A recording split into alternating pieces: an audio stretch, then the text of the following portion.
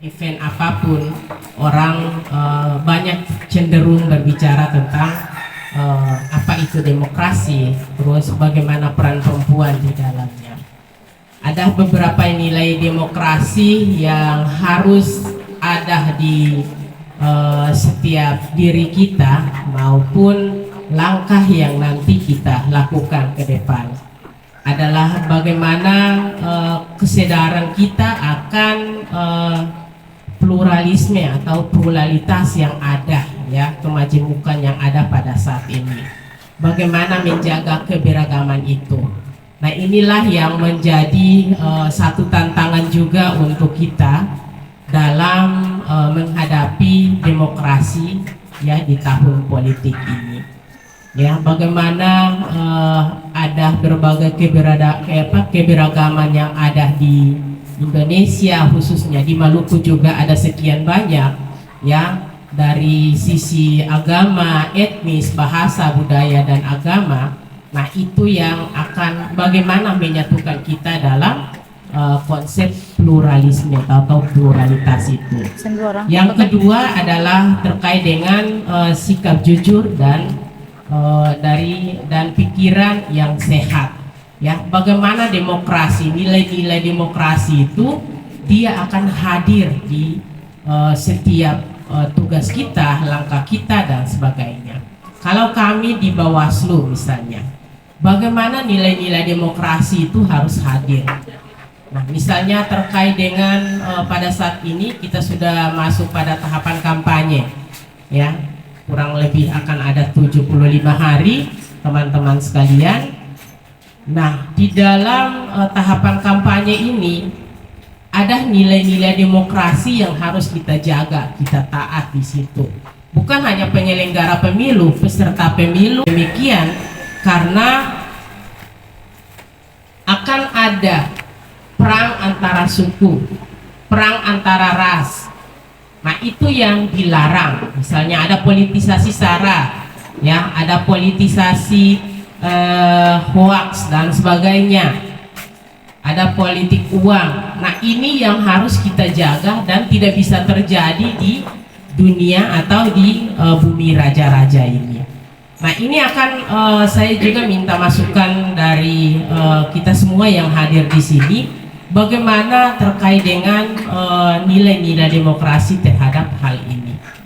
Yang ketiga, bahwa demokrasi membutuhkan kerjasama antar warga dengan bagaimana membangun itikat baik untuk negeri ini baik ke depan. Misalnya ada pelanggaran-pelanggaran pemilu yang dilakukan, terus masyarakat melihat itu, bahkan masyarakat itu ikut terlibat dan tidak mau memberikan informasi itu kepada penyelenggara misalnya. Terus nanti di suatu saat akan disalahkan penyelenggara pemilu, dalam hal ini KPU misalnya, secara teknis melakukan berbagai tahapan, dan kami di Bawaslu untuk mengawasi, kita saling menyalahkan di dalamnya. Nah, padahal kita tidak tahu esensi daripada nilai-nilai demokrasi yang ada di dunia politik ini seperti apa. Yang keempat adalah demokrasi membutuhkan sikap kedewasaan, dan yang kelima adalah demokrasi membutuhkan pertimbangan moral yang ada pada kita. Tadi itu dari Ibu Tuti selaku penyelenggara pemilu. Sekarang kita dengar nih dari politisi perempuan. Kira-kira ini maksud dengan demokrasi dari kacamata politisi perempuan itu yang seperti apa? Terima kasih moderator Ade Jihan. Pertama-tama Bismillahirrahmanirrahim. Assalamualaikum warahmatullahi wabarakatuh. Selamat siang. Salam sejahtera untuk kita semua. Salam. Saya mengucapkan terima kasih kepada beberapa lembaga yang hari ini concern membicarakan isu-isu perempuan dan anak, terutama kepada YPPM yang hari ini juga membicarakan Hari Anti Kekerasan Terhadap Kaum Perempuan. Kalau ditanyakan secara demokrasi, secara kacamata politik perempuan, yang pastinya bahwa perempuan hari ini sudah diberikan ruang secara demokratis. data kependudukan yang ada di Indonesia dan dunia secara umum, perempuan itu berada pada 49,4% dibanding laki-laki 50,5%. Nah, tidak beda jauh data kependudukan perempuan maupun laki-laki yang ada di dunia maupun secara khusus di Indonesia. Nah, itu setidaknya memberikan ruang kepada kaum perempuan bahwa hari ini adalah proses kaum perempuan untuk bisa keluar daripada yang namanya diskriminasi. Karena kalau bicara eksistensi, bicara demokrasi, berarti kita sudah bicara pada ranah politisasi yang tidak terlepas daripada kebijakan-kebijakan yang nantinya mengutamakan kepentingan kaum perempuan. Mohon maaf juga kalau kita bicara kaum perempuan, kita tidak terlepas daripada campur tangannya kaum laki-laki. Itu realistis. Nah, itu data yang memang memberikan satu acuan kepada kaum perempuan bahwa eksistensi kaum perempuan itu juga tidak terlepas daripada bagaimana menjawab quotes 30%. Kita hari ini menyuarakan bahwa 30% memberikan ruang kepada kita kaum perempuan. Tapi tidak semua kaum perempuan ingin berada dalam satu namanya demokrasi untuk berproses untuk kemajuan kaum perempuan itu sendiri. Namun ini menjadi catatan penting juga kepada kita selaku kaum perempuan yang memang benar-benar ingin ada dalam dunia politik. Karena kalau bicara demokrasi itu secara lingkaran mungkin saya tidak bisa menjelaskan lagi secara historis apa itu sebenarnya demokrasi karena sudah dijelaskan oleh Yunda saya di sebelah, Yunda pimpinan Bawaslu itu secara historisnya. Tapi saya lebih berbicara terkait dengan realitas yang terjadi di lapangan. Masih ada yang namanya diskriminasi terhadap kaum perempuan. Eksistensi kaum perempuan juga itu yang harus menunjukkan seperti apa perjalanan kita perempuan ke depannya kalau hanya segelintir perempuan yang mau berproses di dunia politik. Itu yang menjadi kelemahan kaum perempuan itu sendiri. Nah, mungkin itu gambaran umum terkait dengan apa yang bisa saya jelaskan secara politis dari demokrasi. Nanti ada diskusi lanjutan, kita sharing apa yang nantinya menjadi catatan penting untuk saya dan buat kita semua yang hadir pada siang hari ini. Tadi saya sempat menangkap beberapa poin yang disampaikan oleh Ibu Astuti mengenai politisasi SARA dan juga hoax. Kebetulan kemarin kalau nggak salah Bawaslu Provinsi Maluku baru mengeluarkan indeks kerawanan pemilu ya Bu ya. Nah kebetulan salah satu kerawanan tertinggi itu ada di politisasi SARA dan juga penyebaran hoax.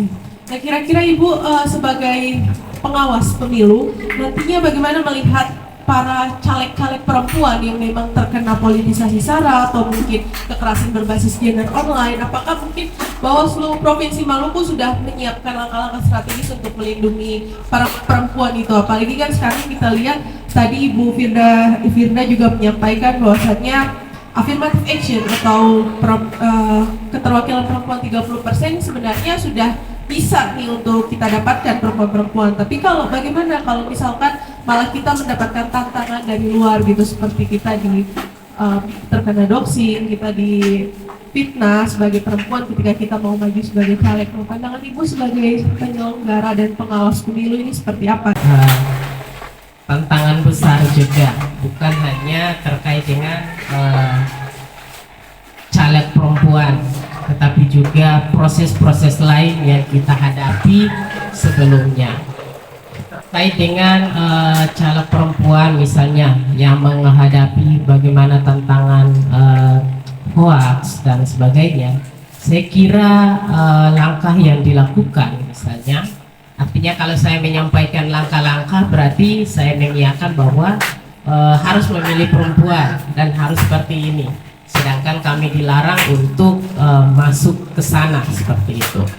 Jadi secara gambarannya secara umum saja bahwa terkait dengan hoaks dan politisasi SARA ini juga merupakan salah satu indeks kerawanan pemilu yang terbesar yang ada di tahun 2019 kemarin, dan juga pemilihan di 4 kabupaten, ya, pemilihan kepala daerah di 4 kabupaten yang kemarin sama-sama kita melihat sendiri bahwa terkait dengan hoaks dan politisasi SARA ini merupakan juga salah satu tantangan bukan saja untuk para calon, tetapi juga bagaimana langkah-langkah yang kita lakukan.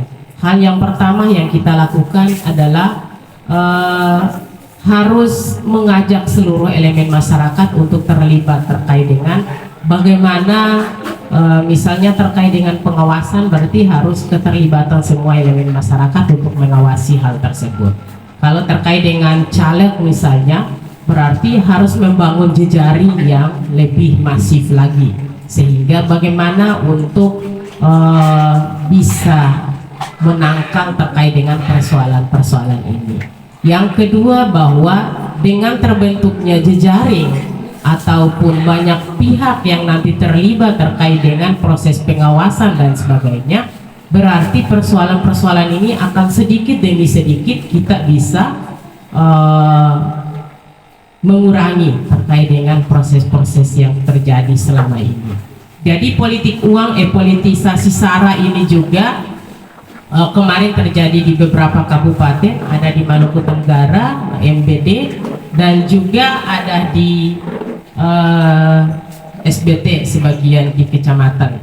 Nah, dan langkah yang kami lakukan adalah harus bekerja sama dengan tokoh agama. Ya, kenapa harus tokoh agama dilibatkan? Karena sebagian besar masyarakat itu kalau di Kristen misalnya harus melalui pendeta dan sebagainya, uskup dan sebagainya, maka di Islam pun hal yang sama akan kita lakukan.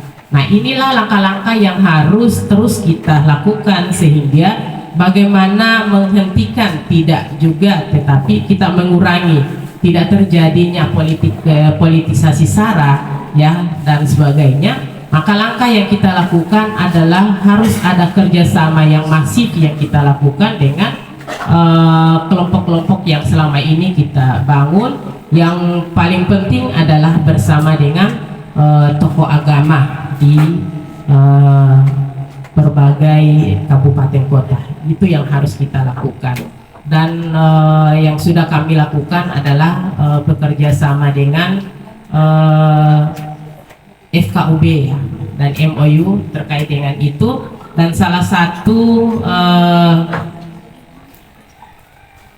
satu klausulnya adalah terkait dengan bagaimana kita menghentikan politisasi SARA yang ada di dalam diktum kerjasama tersebut. Mungkin. Jadi menuju pemilu 2024 ini yang paling penting adalah bagaimana kita bisa berjejaring terus melaksanakan MOU. Kemarin juga sempat Bawaslu Provinsi Maluku melaksanakan MOU dengan OKP kepemudaan untuk menangkal politisasi SARA dan juga hoax. Kemudian saya ke Ibu Firda. Ibu kemarin nih sempat nih jadi polemik mengenai keterwakilan perempuan 30% di DCT. Nah, kira-kira menurut Ibu apakah keterwakilan kurang dari 30% perempuan di daftar calon tetap itu merupakan pembatasan yang dilakukan oleh parpol terhadap para caleg perempuan? Bagaimana Ibu memandangnya? Kalau persoalan DCT yang kemarin dari 2019 sebelumnya itu 30% quote untuk perempuan, misalnya 7 orang di satu partai itu ada 4 laki-laki 3 perempuan, jadi dibulatkan ke atas. Nah, kalau kali ini itu dibulatkan ke bawah, yang tadinya 7 orang ada 4 laki-laki, ada 3 perempuan, sekarang 5 orang laki-laki, 2 orang perempuan. Nah, sebenarnya kalau yang tadi saya sudah sempat jelaskan bahwa kuota 30% itu kalau kita bicara kesetaraan gender, kita belum ada dalam konteks setara. Kita hanya diberikan ruang hanya 30%. Tapi perempuan yang tidak menyadari hal itu sendiri. Padahal kalau kita tahu bahwa perempuan tentunya itu adalah sebagian daripada masyarakat. Nah, bangsa ketika memiliki masalah itu juga masalah perempuan. Dan ketika perempuan memiliki masalah, berarti bangsa itu juga akan mempunyai masalah. Nah, itu yang perlu dipahami oleh kaum perempuan, karena perempuan itu sebagai subjek. Kenapa perempuan sebagai subjek? Karena dalam kehidupan sehari-hari, kecuali tanpa perempuan, maka kita tidak bisa ada dalam satu kehidupan yang layak. Nah, tapi karena kondisinya perempuan itu punya kecenderungan intuisi yang sangat besar, kadang dia berada dalam ranah rumah tangga misalnya. Itu salah satu contoh. Ketika dia sudah memiliki kehidupan selayaknya ibu rumah tangga, dia akan berpikir dua kali untuk berproses di dunia politik. Kenapa? Waktunya terbatas untuk mengurusi rumah, dan juga waktunya terbatas untuk berada dalam lingkaran dunia luar, publik gitu. Nah, itu yang menjadi keterbatasan perempuan itu sendiri. Kenapa sampai sudah diberikan kuota 30%, perempuan hari ini belum bisa menjawab 30% itu secara umum. Padahal perempuan harus memberdayakan diri. Nah, itu adalah satu kunci untuk pemberdayaan perempuan ke depannya. Jadi kalau dia tidak bisa memberdayakan diri, berarti pemberdayaan perempuan ke depannya itu juga menjadi satu pembatasan. Nah, itu kembalikan kepada kemauan perempuan itu sendiri. Nah, kalau kita lihat dari kacamata baik partai politik, itu dia sudah memberikan ruang yang bukan cukup, tapi ruang yang memang menjawab kuota 30% itu untuk perempuan. Tapi yang tadi, lagi-lagi banyak pertimbangan perempuan untuk berada di dunia politik. Nah, kalau kita yang sudah ada di dunia politik itu juga menjadi tantangan. Sebenarnya apa yang harus kita lakukan ketika kita menghadapi problem-problem seperti itu? Nah, itu yang memang mungkin saya bisa jelaskan dari kemauan perempuan itu sendiri, yang kenapa sampai DCT itu perempuan tadinya dari 7 orang, ada 3 orang perempuan, sekarang dia jadi 2 orang perempuan. Nah, itu yang jadi satu problem untuk kaum perempuan sendiri. Teman-teman semua, kita udah mendapatkan 5 kata kunci, yakni politisasi SARA, hoax, berjejaring, affirmative action, dan potensi perempuan. Untuk sebelum saya melanjutkan, saya memberikan pertanyaan kepada narasumber. Saya membuka ruang kepada teman-teman. Jika ada yang ingin bertanya, saya persilakan. Yang pertama-tama, izinkan saya untuk memperkenalkan identitas diri saya. Perkenalkan teman-teman, saya Stefan Supanala. Saya dari Koalisi Dewan Pengurus Daerah Perkumpulan Penyandang Disabilitas Indonesia Provinsi Bengkulu. Ya, yang pertama, secara pribadi menyampaikan banyak terima kasih juga kepada kedua narasumber yang sudah memaparkan beberapa hal terkait dengan eksistensi perempuan dalam demokrasi. Ya, di sini ada beberapa hal yang perlu saya sampaikan sebelum masuk dalam poin-poin pertanyaan sebagai substansi pertanyaan. Mengingat untuk momen 2024 yang tadi sempat disinggung oleh Ibu mantan Ketua Bawaslu, Ibu Astuti Usman. Ya, terkait dengan tantangan dalam menghadapi demokrasi dan juga nilai-nilai demokrasi dalam Bawaslu. Terus juga tadi sempat disinggung terkait dengan politisasi SARA dan juga money politik. Ya, teman-teman semua, di sini kita ketahui bahwa terkait terkait dengan politisasi sara dan juga money politik ini seringkali beredar di lingkungan sosial masyarakat. Iya, teman-teman, di sini kita mau jelasin beberapa hal juga terkait dengan pandangan dari kita sendiri dari koalisi perempuan disabilitas. Ada satu koalisi yang namanya PPUAD di Provinsi Maluku, yaitu pemilu akses disabilitas. Ini menjadi problem. Kenapa demikian? Hari ini kita bicara terkait dengan 16 hari anti kekerasan terhadap dengan perempuan dan anak. Terus juga kita singgung terkait dengan hak asasi manusia. Yang pertama, teman-teman semua narasumber, kita ketahui bahwa dalam konstitusi bernegara, di dalam lingkup negara Indonesia sendiri, di dalam Undang-Undang 1945 ayat 28E pasal 2 terkait dengan kebebasan berekspresi. Di situ sudah menekankan bahwa terkait dengan hak atau kebebasan berekspresi ini tidak menjadi sebuah diskriminasi. Yang tadi juga sempat disinggung oleh narasumber kedua terkait dengan diskriminasi gender. Ini menjadi problem, teman-teman. Sedangkan sudah kita ketahui tadi bahwa sempat disinggung juga oleh narasumber kedua bahwa terkait dengan data statistik tadi, jumlah kependudukan. Yang pertama, tingkat perempuan kedudukannya di seluruh Indonesia itu 49%, dan untuk laki-laki itu 59%. Di sini teman-teman kita menjelaskan sedikit, teman-teman, bahwa yang menjadi problemnya adalah kenapa demikian hari ini kalau konstitusi negara kita sudah mengatur terkait dengan Undang-Undang Nomor 28 yang tadi sudah saya jelaskan terkait dengan kebebasan berekspresi, tidak ada diskriminasi di dalamnya. Namun kembali lagi ke momen politik yang tadi sudah kita ketahui bahwa seringkali figur-figur politik ini membentuk yang namanya kelompok malpraktik. Kenapa demikian membentuk kelompok malpraktik, teman-teman? Karena seringkali kelompok malpraktik ini yang membangun tingkat konsolidasi di berbagai lingkungan sosial masyarakat. Disitulah menimbulkan persoalan. Persoalannya apa? Persoalannya adalah seringkali terjadi politisasi sara atau money politik. Ini menjadi problem. Kenapa demikian menjadi problem? Di sini saya mau menyampaikan kembali lagi terkait dengan konstitusi tadi mengatur, terkait dengan undang-undang tadi mengatur.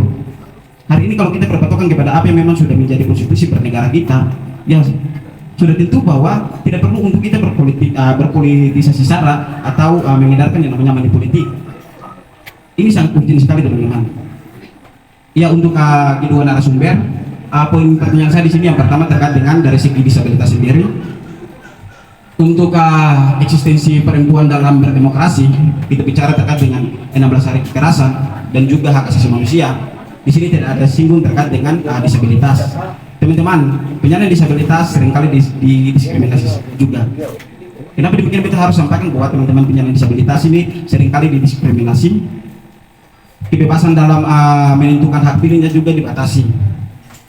Ada salah satu kasus yang memang seringkali teman-teman dari kami koalisi juga sempat kasus ini menjadi tren karena ada salah satu kandidat atau kader daripada kaum disabilitas sendiri itu umurnya itu sudah 60 tahun lebih, tapi dalam menentukan hak pilihnya tidak pernah terrealisasi. Problemnya di mana, teman-teman? Kembali lagi kepada Badan Pengawasan Pemilihan Umum, kembali lagi kepada Komisi Pemilihan Umum. Bagaimana teman-teman dari Badan Pengawasan Pemilihan Umum ini bisa merangkul atau berjejaring yang tadi disampaikan, berjejaring dengan teman-teman dari koalisi perkumpulan penyandang disabilitas. Ada salah satu koalisi penyandang disabilitas yang saya sampaikan, yaitu PPUAD, Pemilu Akses Disabilitas, supaya tidak terjadi yang namanya politisasi sara, money politik dan lain sebagainya.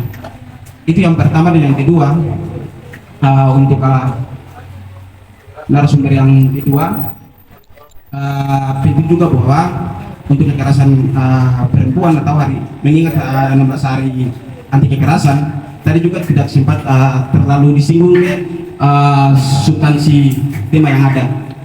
Mungkin terlepas dari sini juga perlu untuk disampaikan. Mungkin itu, terima kasih, moderator dikembalikan. Assalamualaikum warahmatullahi wabarakatuh. Selanjutnya ada lagi sebelum saya melanjutkan memberikan kesempatan kepada narasumber menjawab. Oke, langsung saja Ibu Astuti. Tadi pertanyaannya yang pertama mengenai inklusi atau kelompok marginal penyandang disabilitas. Bagaimanakah langkah-langkah yang sudah diambil oleh Bawaslu terhadap kelompok marginal ini? Iya, baik. Saya kira selama ini langkah yang sudah kami lakukan di tahun 2019 pun kami telah melakukan kerjasama, bahkan beberapa kali kegiatan bersama dengan PPUAD ya. Nah, dan saya dulu masih menjabat, saya diminta sebagai pembina oleh Ibu Min. Nah, dan langkah pertama yang sudah kami lakukan adalah ada beberapa kali kegiatan itu melibatkan kelompok disabilitas yang dilaksanakan di Batu Merah dan juga ada di Paso dan di Waiheru kalau tidak salah, itu pernah dilakukan bersama.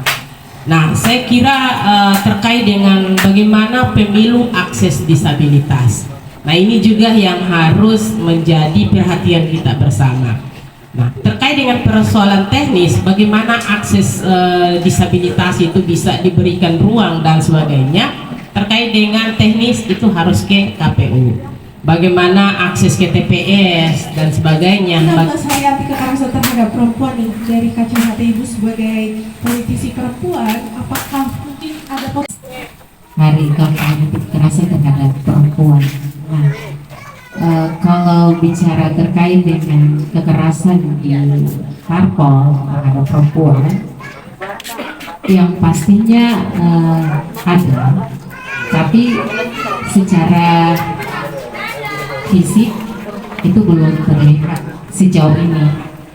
Kacamatanya saya dan juga temuan itu secara fisik belum terlihat, tapi secara psikis itu sangat, tentu saya juga sangat merasakan hal itu karena saya juga korban dari komunikasi untuk parpol secara psikis. Kalau kita bicara psikis berarti itu tidak terlepas daripada kekerasan secara perasaan. Nah, itu ada. Nah, kalau dari realitas kita harus realistis hari ini, dan itu benar-benar ada.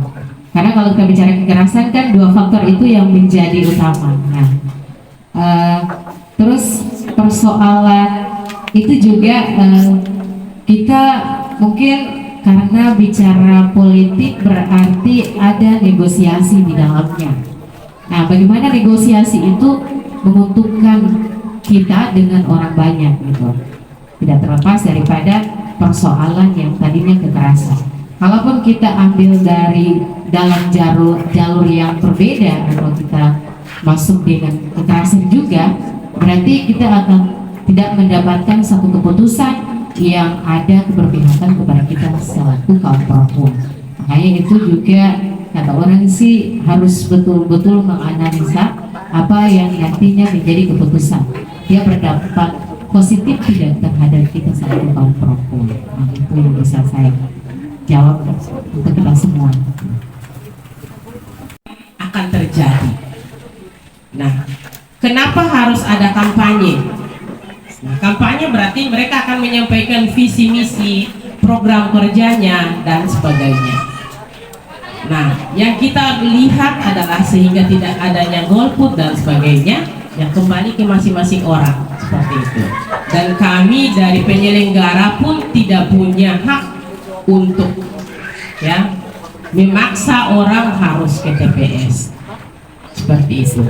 Tetapi dalam undang-undang itu melarang, pasal di atas pasal 454 ke atas ada kurang lebih 12-13 pasal terkait dengan pidana, bahwa setiap orang dengan sengaja menghasut orang lain untuk tidak ke TPS dan sebagainya, nanti dia akan berhadapan dengan hukum seperti itu. Jadi kalau tidak mau memilih silakan sendiri saja, tapi tidak bisa menghasut orang lain dan sebagainya sehingga dia tidak memberikan haknya. Nah, itu diatur di dalam Undang-Undang 7 2017. Sehingga harapan kami bahwa pemilu ini sukses atau tidak ada di tangan kita sendiri, bukan ada di penyelenggara saja. Tetapi perlu kami sampaikan bahwa ada larangan di dalam Undang-Undang 7 2017 bahwa setiap orang dengan sengaja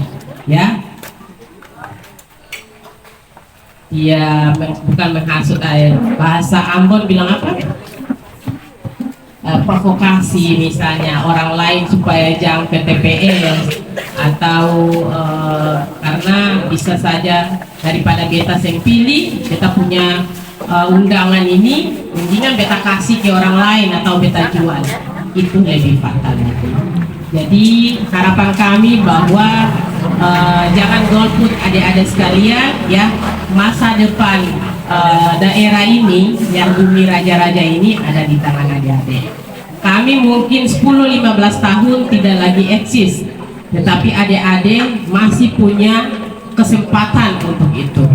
Jadi kami berharap mari menjadi pemilih yang sehat ya, pemilih yang cerdas, sehingga dapat memilih dan menentukan masa depan atau punya daerah ini ke depan. Terima kasih.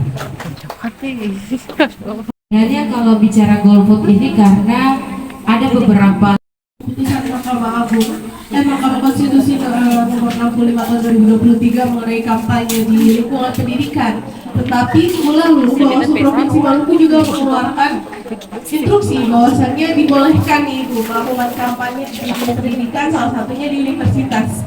Nah, dari kacamata Bawaslu sendiri, Bu, apakah memang kita sebagai anak muda ini perlu nggak sih kita melakukan kampanye di dalam dunia kampus? Gitu? Karena kan kita lihat di banyak nanti pemilih banyak lebih ke usia-usia dunia kampus gitu. Bagaimana Ibu lihat? Memang dalam Undang-Undang 7 2017 pasal 282-283 itu memang dilarang terkait dengan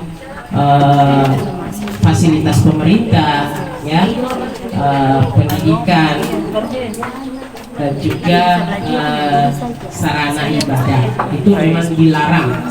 Tapi keputusan MK nomor 65 itu membolehkan. Nah, ini adalah satu kontradiksi aturan terkait dengan persoalan ini. Karena selama ini kampus itu harus kampanye di kampus.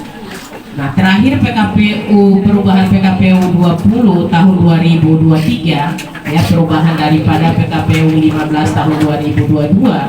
Kenapa itu dibolehkan? Karena yang pertama, selama yang punya tempat atau perguruan tinggi itu, pimpinan itu bisa mengizinkan.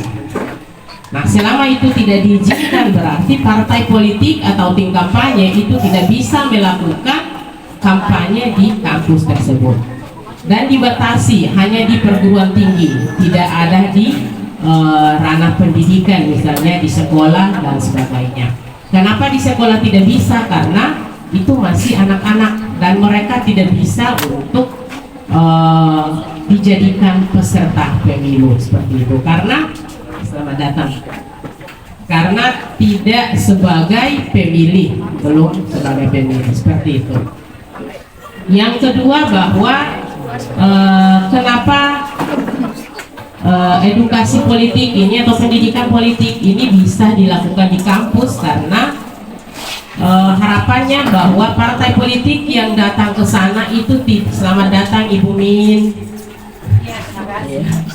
Jadi tidak semua partai politik yang datang ke sana itu, pertama, tidak bisa membawa atribut partai untuk masuk di kampus. Ya, mereka hadir di sana pun sampai di dalam tidak bisa ada atribut yang melekat seperti itu. Dan dalam memberikan kampanye itu sifatnya hanya terkait dengan edukasi. Ya, bagaimana memberikan pendidikan politik yang harus diterima oleh mahasiswa seperti itu, sehingga mahasiswa juga punya pemikiran terkait dengan ternyata partai politik itu seperti apa, politik itu tidak kotor, ternyata politik itu juga dapat membawa perubahan yang baik untuk kita ke depan. Nah, seperti itulah harapan bahwa partai politik itu hadir di dunia kampus untuk memberikan pencerahan terkait dengan edukasi politik itu sendiri, bukan membawa kepentingan dan juga bukan menghasut di dalam kegiatan-kegiatan yang mereka lakukan, sehingga yang bisa dilakukan di perguruan tinggi itu Kalau itu mendapat izin dari pihak yang punya perguruan tinggi, dan mereka hadir di sana pun tidak bisa membawa atribut partai seperti itu. Jadi benar-benar khusus berkampanye terkait dengan edukasi politik kepada masyarakat seperti itu. Bahas nih soal isu anak muda. Salah satu isu anak muda yang lagi diperjuangkan itu adalah mengenai lapangan masukan ini. Apakah memang isu anak muda itu sesuai dengan visi parpol? Bagaimana? Lapangan pekerjaan terhadap kaum muda itu mungkin berada dalam konteks kebijakan.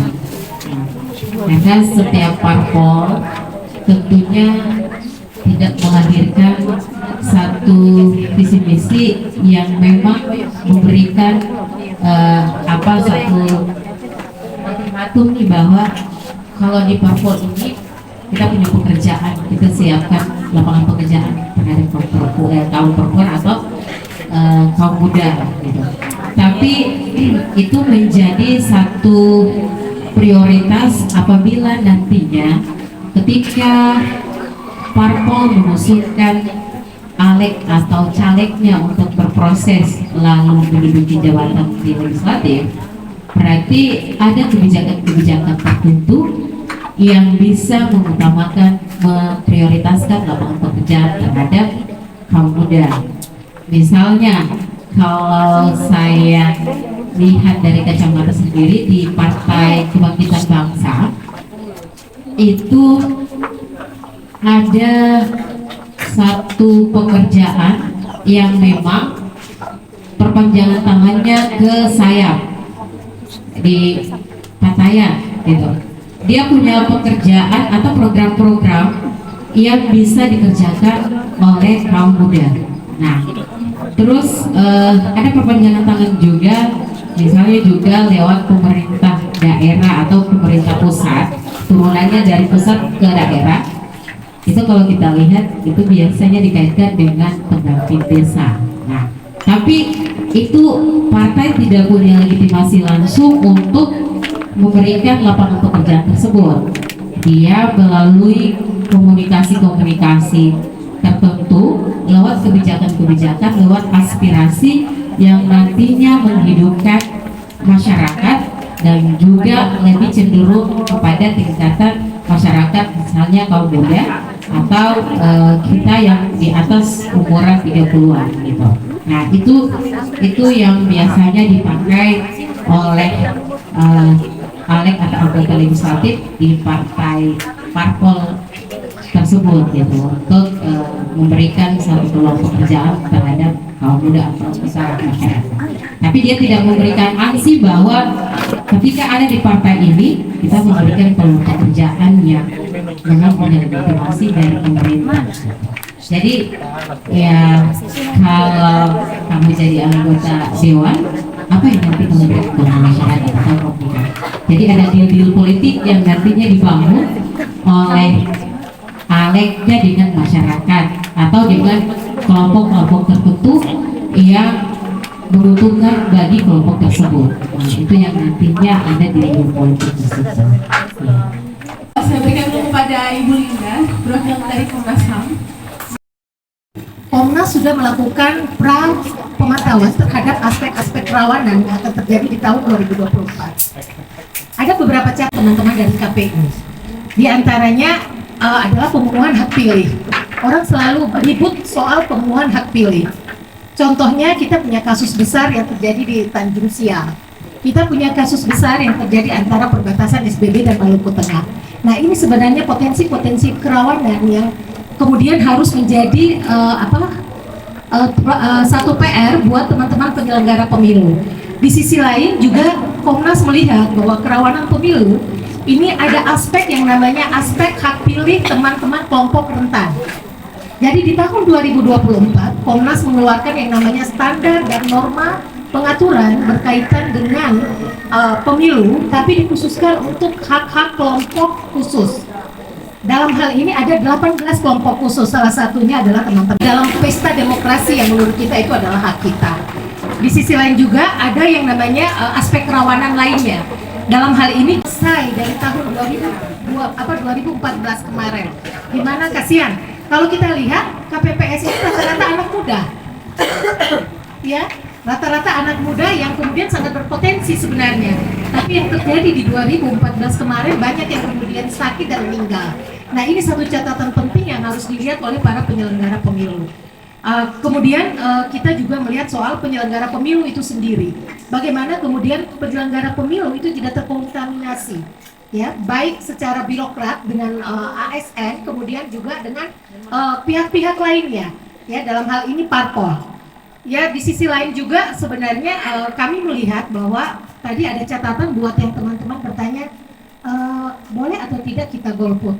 Silakan, ya, silakan kalian golput. Artinya hak untuk memilih itu adalah bukan suatu kewajiban, bukan hak yang wajib, ya.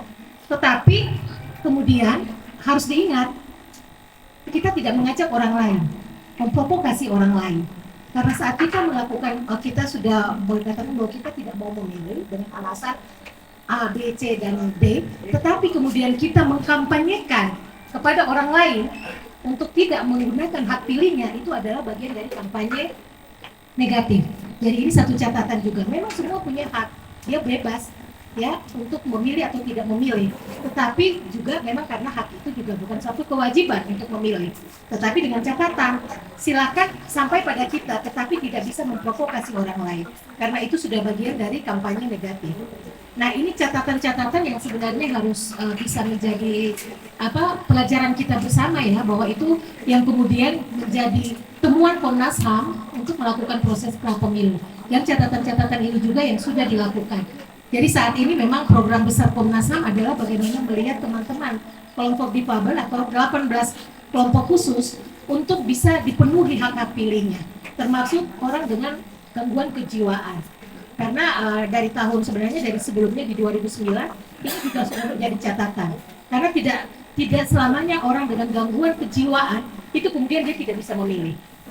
Karena ada beberapa yang masih bisa melakukan hak pilihnya dengan keterangan dokter dan lain sebagainya. Jadi ini saya rasa ini sesuatu hal yang perlu dilakukan oleh teman-teman. Jadi warga negara yang baik sih sebenarnya memiliki kewajiban, ya, untuk ikut dalam pemerintahan. Jadi kalau dia misalnya menuntut haknya tapi dia tidak melaksanakan kewajibannya, itu jadi catatan penting dan pertanyaan buat adik-adik. Terima kasih, Pak. Silakan. Sini tidak terlambat.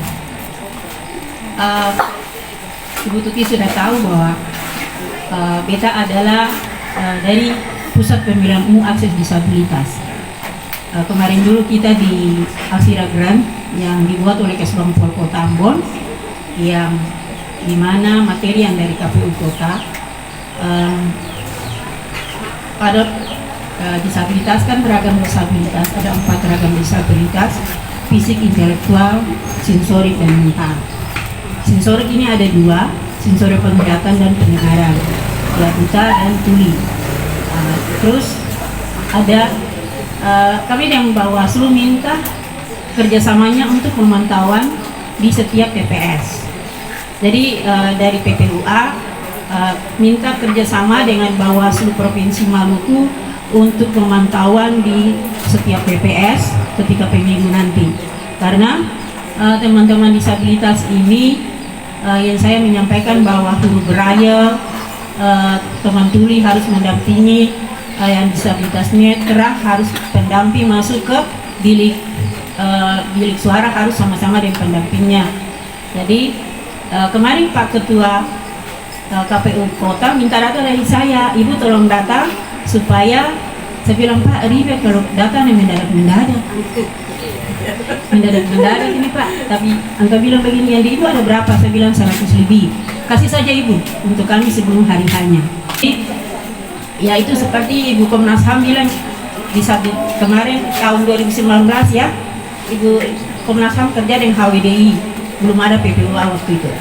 Jadi untuk bagaimana akses penyandang disabilitas di lapangan, terutama hari hanya TPS itu bagaimana dia akses jalannya, akses di TPS itu. Tapi sudah mengerti KPU jadi dia sudah di bawah. Kalau kemarin Pak Ketua KPU bilang kalau memang di TPS yang menyeberang got harus dipindahkan itu TPS-nya. Kalau menyeberang got kan kita yang pakai tongkat ini setengah mati kan kalau tidak akses untuk kita. Jadi akses itu yang tadi kita di Madinah itu ada DPR kota dan pemerintahan, kita masukkan tentang akses. Kalau memang tidak ada akses, kita parah, kita mau bagaimana? Kita maupun dari fisik, netra. Kemarin itu ketua koalisi Pertuni, dia bilang dia dikerjain di kantor gubernur. Jadi dia turun naik, jalan sana jalan sini. Saya bilang, itu baru Anda rasa. Saya sudah rasa dari dulu. Dikerjain begitu. Kesini bu, kesini bu, kesini bu, kesini bu, kesini bu. Nah, jadi apa namanya? Kalau perda sudah terbitkan, kita punya hak, tapi jangan cuma di atas kertas ya, kadang-kadang di atas kertas saja. Tapi tadi sudah dibilang dari Komisi 4 DPRD Provinsi Maluku bahwa diperintahkan untuk Kementerian Dalam Negeri untuk cepat direalisasikan perda di seluruh Indonesia untuk penyandang disabilitas.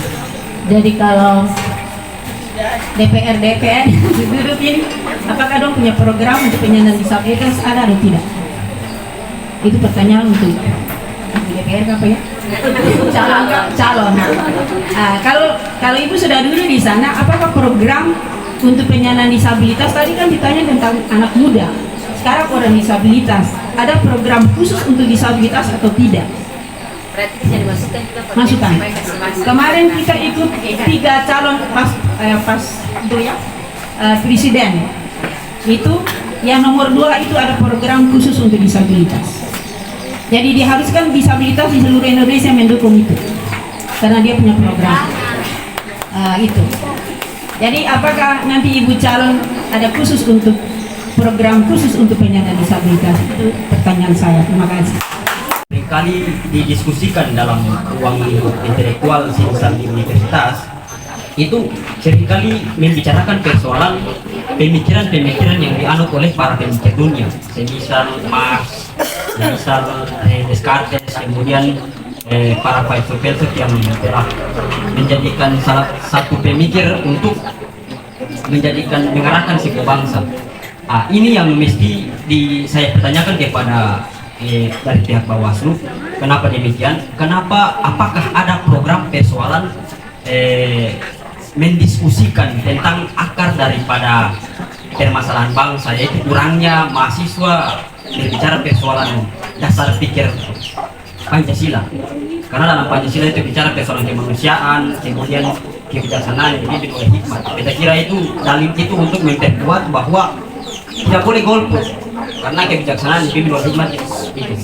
Kemudian jika dalam program untuk membangkitkan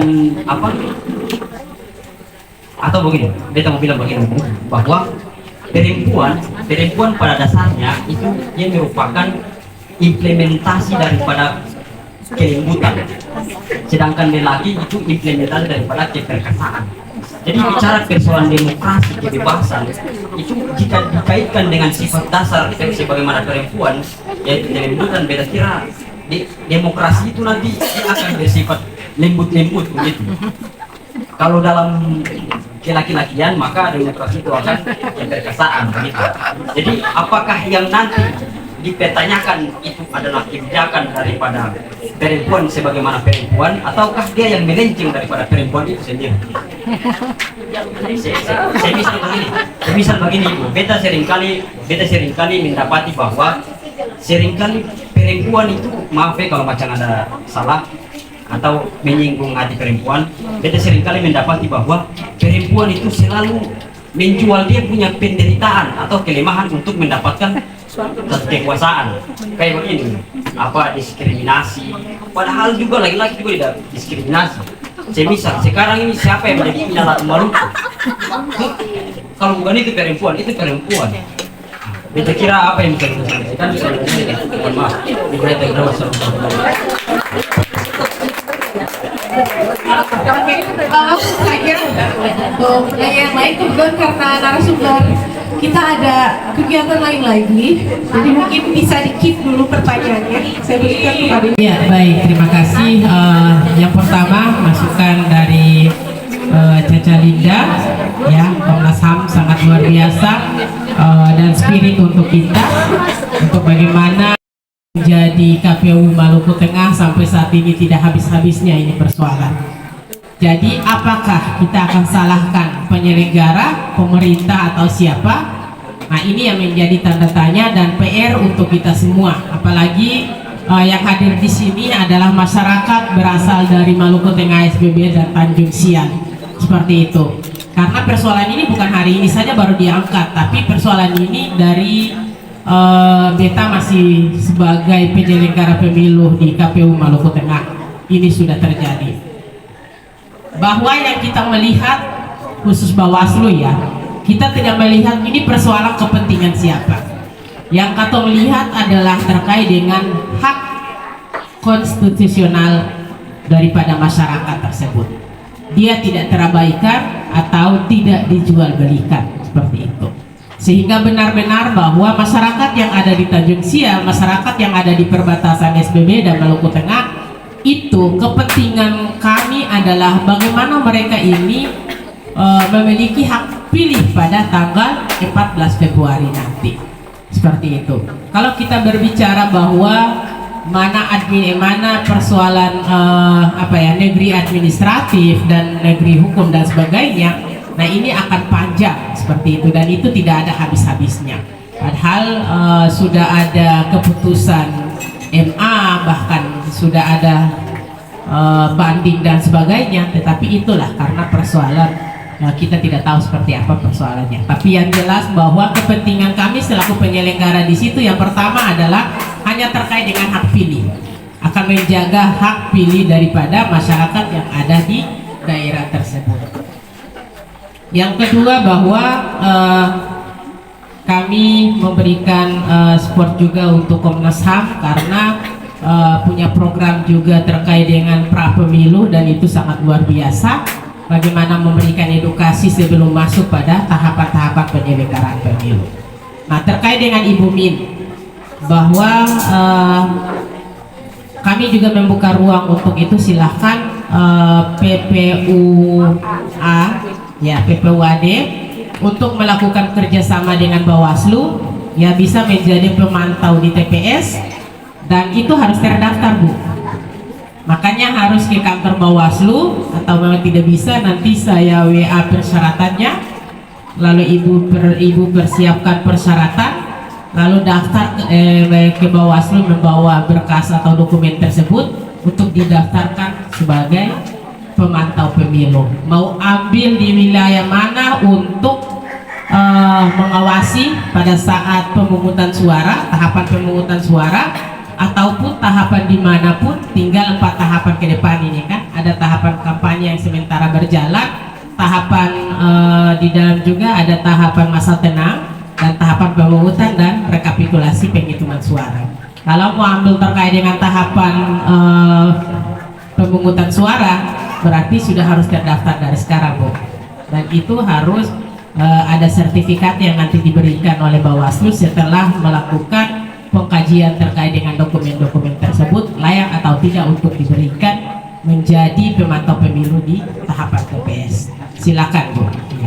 Yang kedua, yang selanjutnya terkait dengan tadi Adinda Pakar, ya, artinya mahasiswa punya intelektual, punya kapasitas, punya kapabilitas, dan itu tidak bisa kita pungkiri.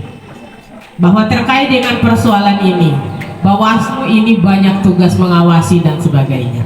Tugas kami juga adalah bagaimana memberikan pendidikan politik yang terbaik untuk masyarakat. Nah, berbicara terkait dengan dasar Pancasila, apakah menjadi tugas kewenangan Bawaslu juga seperti itu? Makanya kenapa kami membuka MOU kerjasama dengan perguruan tinggi, dengan OKP, OKPI, dan Ormas. Tujuannya adalah mereka akan menjadi bagian daripada bagaimana memberikan edukasi itu kepada masyarakat. tidak hanya menjadi beban dan tanggung jawab daripada penyelenggara pemilu dalam hal ini Bawaslu misalnya atau KPU, tetapi menjadi tanggung jawab kita semua.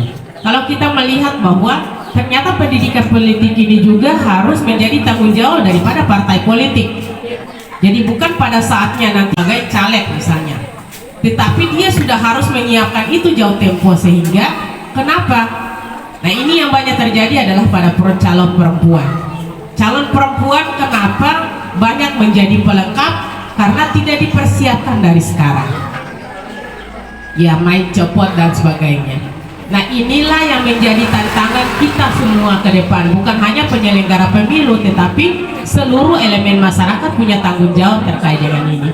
Bagaimana kita terus memberikan edukasi politik kepada seluruh warga negara, sehingga pada saat dia menjadi caleg misalnya, atau tidak dia dipersiapkan menjadi penyelenggara pemilu ataupun di publik yang lain, dia akan siap. Dia tidak hanya menjadi objek, tapi dia harus menjadi subjek. Dia diperhitungkan seperti itu. Jadi tidak hanya mendengar lalu pulang, tetapi dia juga punya kontribusi untuk bagaimana memberikan yang terbaik untuk kepentingan masyarakat. Nah, inilah yang menjadi tanggung jawab katong semua terkait dengan nilai-nilai dasar Pancasila, ya. Pasal 1 ada berapa butirnya. Nah, di dalam itu kalau itu dieksplorasi dalam kehidupan kita maupun dalam pelaksanaan tugas, kita yakin bahwa ini akan baik-baik saja ke depan. Terkait dengan pendidikan politik, terkait dengan masa kampanye yang sekarang maraknya nanti dilaksanakan, terkait dengan itu. Nah, inilah yang menjadi tanggung jawab katong semua. Satu lagi yang ingin saya sampaikan bahwa kami punya kepentingan untuk semua teman-teman yang hadir di sini, karena saya yakin teman-teman yang hadir di sini adalah punya latar belakang background terkait dengan organisasi, dan semua organisasi yang ada di Maluku kami sudah melakukan kerjasama. Baik itu organisasi besar, ya, misalnya seperti IFM, yang Muhammadiyah, NU, KAHMI, apalagi ada BMKI, PMKRI, semuanya kami sudah melakukan kerjasama. Tinggal bagaimana kita mengeksplorasikannya dalam program-program yang ada pada lembaga Bapak Ibu, dan juga program-program yang ada pada lembaga kami. Bagaimana kita menyatukan itu, sehingga yang kita sebutkan bahwa bagaimana kita mengawasi terkait dengan kampanye ini. Banyak hal yang akan terjadi. Misalnya sekarang tahapan kampanye 28 sampai tanggal 10 Februari. Jadwal sudah dikeluarkan oleh KPU bahwa untuk rapat umum dan terbuka belum. Nanti itu ada di 21 hari menjelang pemungutan suara, dan itu jatuh pada tanggal 21 Januari. Nah, nanti bahwa sebelum di tanggal itu akan ada rapat, akan ada pertemuan dengan metode kampanye dengan metode pertemuan tatap muka dan dengan pertemuan terbatas. Nah, di situ peserta pemilu dan juga tim sukses atau tim kampanye dia akan berkampanye di ruang-ruang tertutup seperti ini. Dan apa yang harus kita awasi, kami minta kerjasama dari semua, ya, yang konsen terhadap dengan pemilu maupun tidak, bahwa kepentingan kita ada di sini. Terkait dengan politik uang, di dalam pertemuan terbatas tidak ada transportasi yang diberikan. Yang kedua, makan minum silahkan. Tidak mungkin orang datang dari pagi sampai malam tidak ada makan minum, seperti itu. Yang ketiga, bahwa dalam pertemuan itu pun yang melakukan itu harus tim kampanye yang terdaftar di KPU, bukan tim kampanye yang tidak terdaftar. Kalau itu teman-teman bisa menyampaikan informasi kepada kami bahwa ada kampanye tatap muka atau pertemuan terbatas yang dilakukan oleh si A, si B di sini. Nah, kami sangat bersyukur terkait dengan informasi tersebut. Kenapa? Mungkin saja surat tembusan yang diberikan yang mereka laporkan ke pihak kepolisian, tembusannya kepada kami KPU dan Bawaslu belum sampai, tetapi melalui teman-teman kami bisa mendapatkan akses informasi tersebut untuk kita sama-sama mengawasi.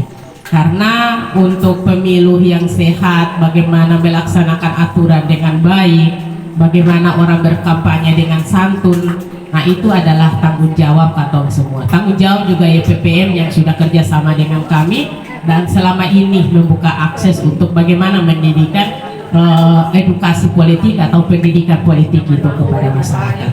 Mungkin itu yang bisa saya sampaikan. Izin saya mau duluan karena hari ini kami juga sidang pembacaan putusan temuan pelanggaran administrasi di Kabupaten Kepulauan Aru, dan juga kami akan sidang juga, silakan kalau teman-teman mau mengikuti proses sidang.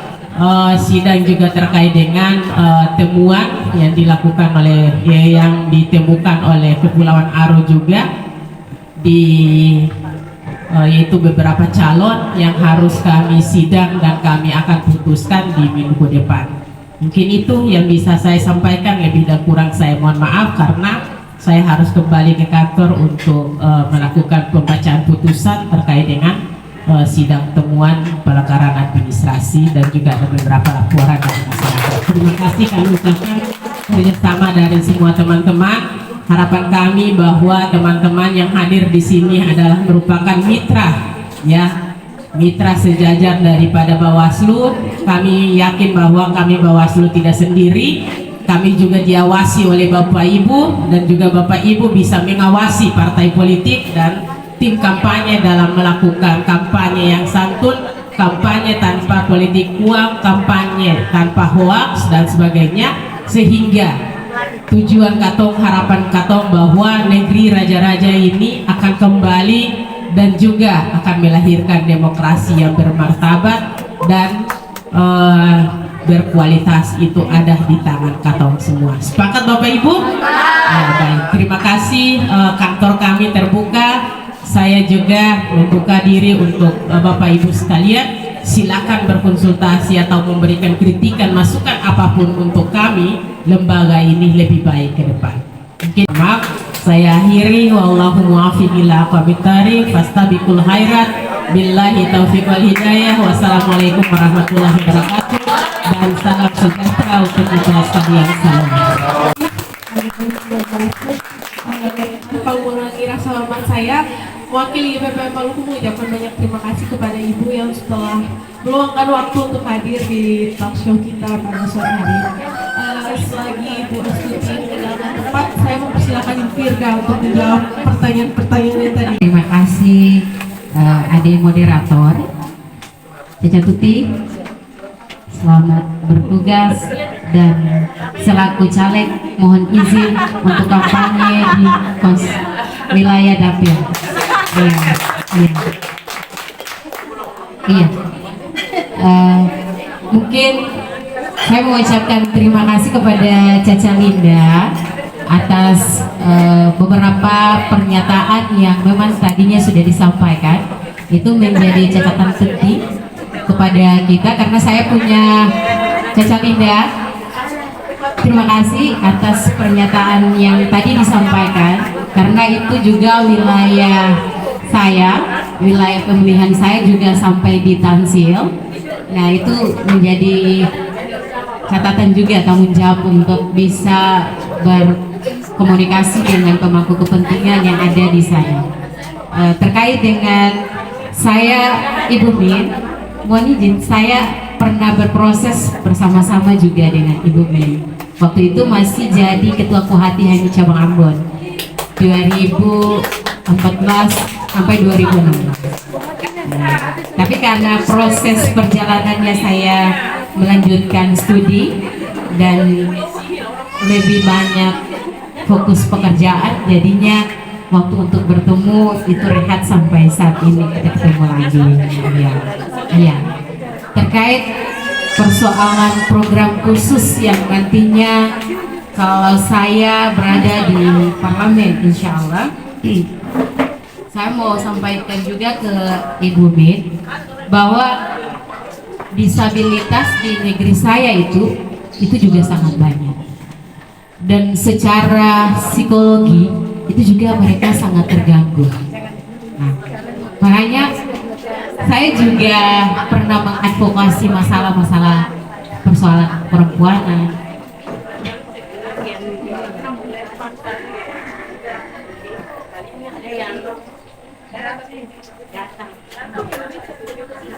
Beta dengan keterbatasan fisik. Minta izin, kebetulan juga ada azan atau rehat sebentar ya.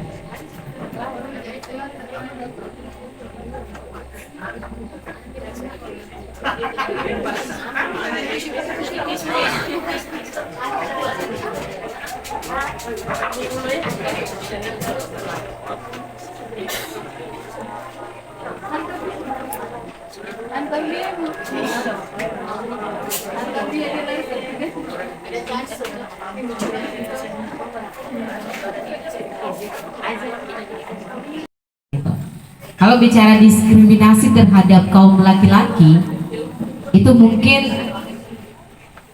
apa ya namanya, segelintir orang, paling 1-2 yang merasa dirinya didiskriminasi.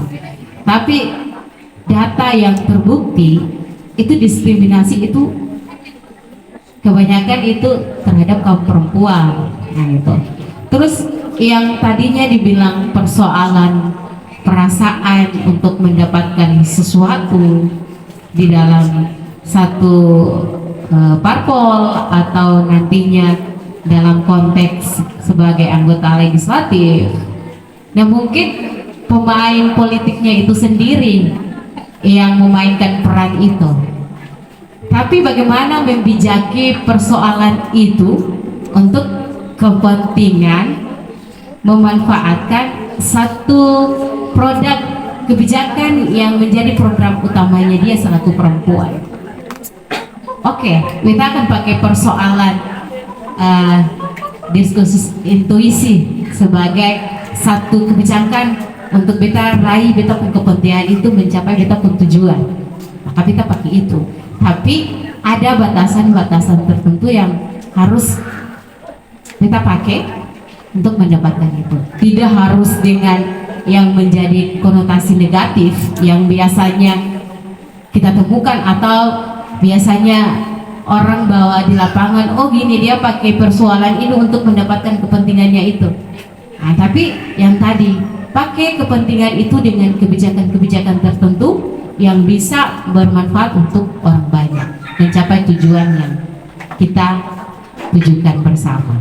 Nah itu mungkin jadi catatan penting juga buat kita selaku kaum muda dan terkhususnya kaum perempuan, kita harus ada dalam konteks berdaya. Kalau kita sebagai subjek, kita harus berdaya. Kenapa harus berdaya? Karena kalau berdaya berarti bisa memberdayakan orang banyak. Kalau kita tidak bisa berdaya, berarti bagaimana caranya memberdayakan orang banyak? Sedangkan kita kaum perempuan sebagai kaum peradaban yang melahirkan generasi penerus. Iya. Mungkin kalau bicara perempuan kita banyak bicara terkait persoalan perempuan, tapi kita batasi dalam konteks demokrasi. Iya. Mungkin Ibu moderator itu yang bisa saya sampaikan. Ya.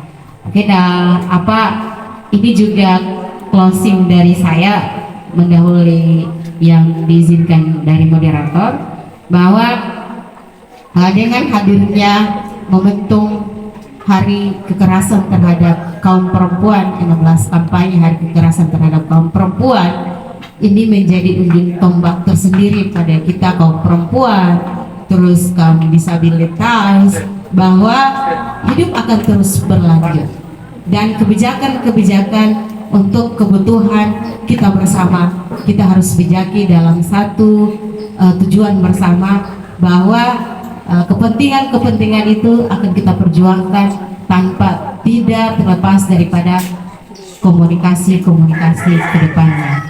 Dan juga mohon izin Caca Linda, saya juga butuh arahan selanjutnya ketika ada kontestasi atau masalah-masalah pelanggaran HAM kita mungkin bisa sharing atau diskusi terkait dengan persoalan-persoalan yang terjadi kepada kaum perempuan maupun pelanggaran-pelanggaran batasan wilayah yang ada di wilayah-wilayah tertentu. Nah, wallahu muwaffiq ila aqwamit thoriq.